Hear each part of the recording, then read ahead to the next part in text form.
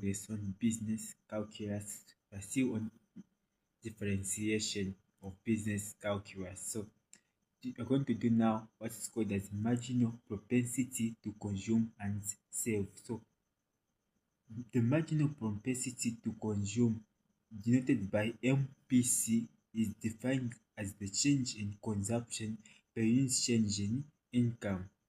And likewise, the marginal propensity to save, denoted as MPS, is defined as the change in savings per unit change in income.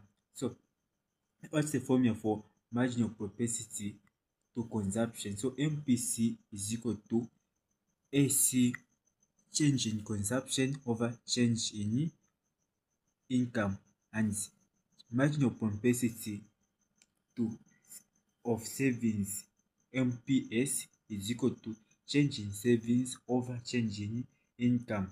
Then we can also what, so then this other special formula here. So 1 is equal to MPC plus MPS. So when you add MPC and MPS, the answer will be what? 1. Always, you always give you 1 when you add these two. Then we can also have what? Average propensity to consume. So the formula for average propensity to consume is equal to change in what? Consumption over change in income. Then the average propensity to saving is change in savings over change in income. Then you have also a special formula here which is saying 1 is equal to APC plus APS. So just like this other one here, even this one, APC and APS, the will, when you add them, they will give you what? 1 here. So let's do a worked example here so that you understand what we're talking about. So given the consumption function, C is equal to 20 plus 3y to the power 0.4. Write down the equations for MPC and MPS. So let's start with MPC. So solutions. So on 1. So MPC is equal to, so you know that whenever you're finding this M is marginal. So for whenever you're finding the margin, it is what? Differentiation. So you have to differentiate this function. So it is the C over the Y. So if we differentiate this function here, so since this is 20 is a constant. So if you differentiate the constant, it gives you 0. Then for this, we're going to, so I just differentiate this function here. So this is the power, so it will be 3 multiplied by 0.4 y the power 0.4 minus what? 1 there. So which gives, so 3 multiplied by 0.4, so to be 3 times 4, which gives you 1 point what? 1 point, which gives you a 12. So you write a 2, here, you carry a 1. 3 times 0 is 0, plus 1 is 1.2 y the power 0.4 minus 1. So it's the same as 4 minus 1, which gives us a 6. So it's 0.6. So you can write this one to be 1.2 over, so this is negative here, yeah, 1.2 over 0.6. Simple as that. Then you need to find this, so that's the equation for MPS. So MPS, so you know that the formula for MPS is change in savings over change in income. Now the equation you have been given is the equation for what? Consumption. So we don't have the equation for savings. So therefore the formula we are going to use to find the APS is this one. Since we have been told that MPC plus MPS gives us what? 1, so we can make MPS the subject of the formula by doing what? Making MPC go in the other side. So it will be, the formula will be MPS is equal to 1. When MPC crosses the equal sign, it becomes what? Negative MPC. So MPS is equal to 1 minus, you know that MPC is this value here.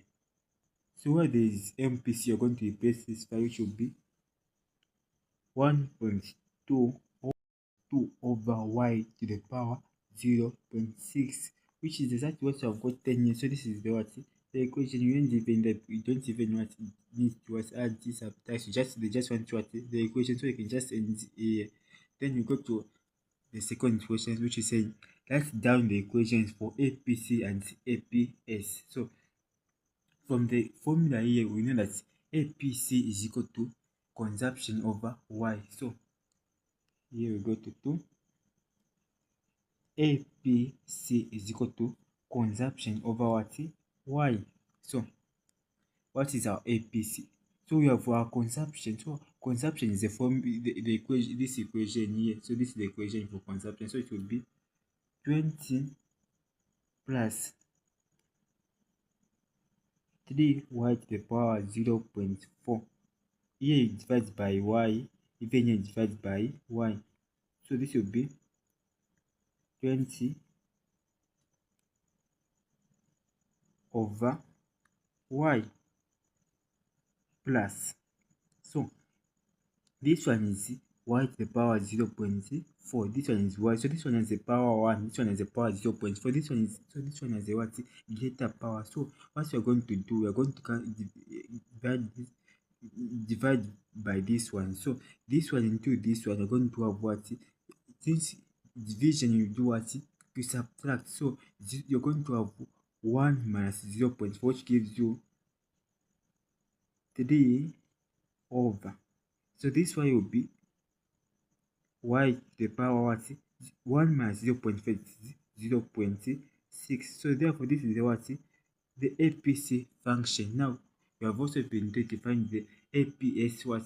Function. So we know that APS is savings over income. Now we don't have the savings function, we only have the consumption function. So we have this formula here which is saying 1 is equal to APC plus APS. So whenever you add this to them, give you a 1. So therefore from this equation you can find the value of APC because you have APS, because you have APC. So this APC will cross over the equal sign, so it will be APS is equal to 1. So when APC crosses the equal sign, it becomes negative APC, which is equal to 1 minus. We have the value of APC, which is 20, which is here 20 over y plus 3 over y to the power 0.6. So you're just going to get this one and replace it this other side. 20 over y plus 3 over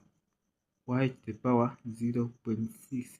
Even then, I think they just need what they just need the equations. They don't want you to solve anything. They just need your equations. That's so. So it just seems like this. It's as simple as this. That's this is where it all ends on propensity to consume and to save.